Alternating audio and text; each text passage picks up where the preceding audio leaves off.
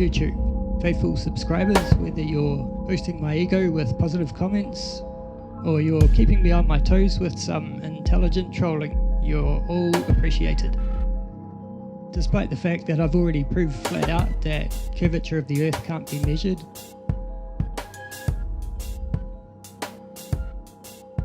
and that is not due to any kind of atmospheric refraction, light bending.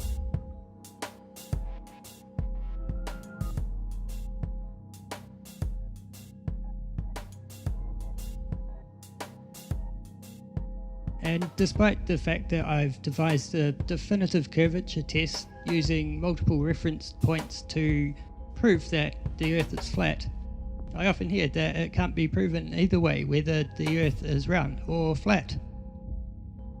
So I'm going to take the flatness test a few steps further and go into a bit more detail to prove once and for all that we're living on a plane. I'm going to stick to using photos of the Kaikoura Ranges in the South Island of New Zealand, taken from Wellington's south coast. This gives us a pretty decent range in terms of point-to-point length, as well as a decent range in heights of peaks that we can use. I've been out there a few times taking panoramas, as the spot's just breathtaking, especially at sunset.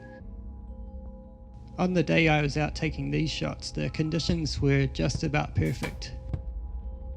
The further away the mountains are from the camera, the lighter they are. That's because there's more atmosphere between us and the further mountains, so they get kind of washed out. Pretty obvious, but this photo demonstrates it nicely. I'm going to pick out a few prominent peaks and color code them for convenience.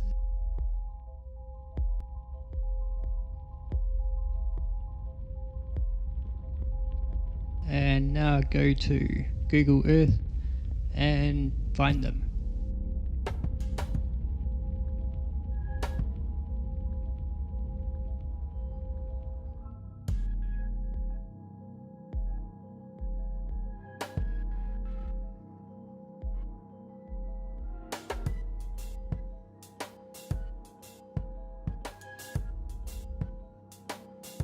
And a few weeks later I've found them. It's pretty hard work, but I'm confident that I have found the right ones. But please don't take my word for it, check for yourself. Everything you need is right here. Once again, I'm going to enter the heights of the peaks and the distance from the camera into a graph. Now I go back to the photo and make a horizontal line at the height of each peak, color coded of course.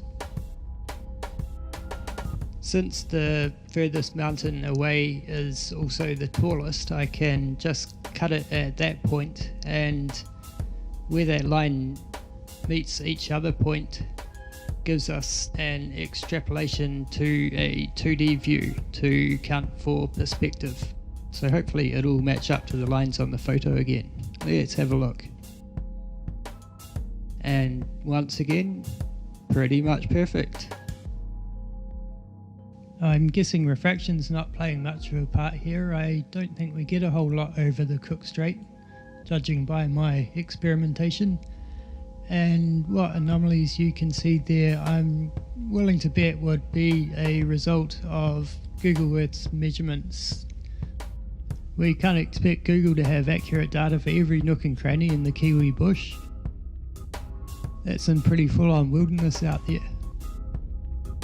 Now I'm going to do the curvature calculations for each of those peaks and input that into a graph to do a comparison.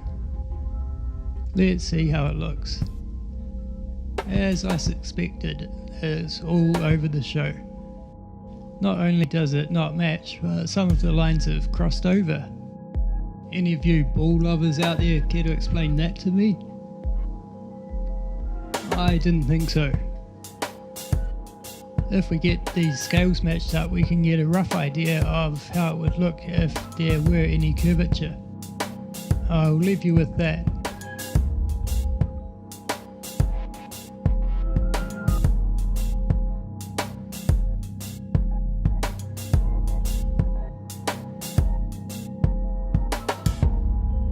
I'd have to say, curvature thoroughly busted. Once again. Thanks for watching.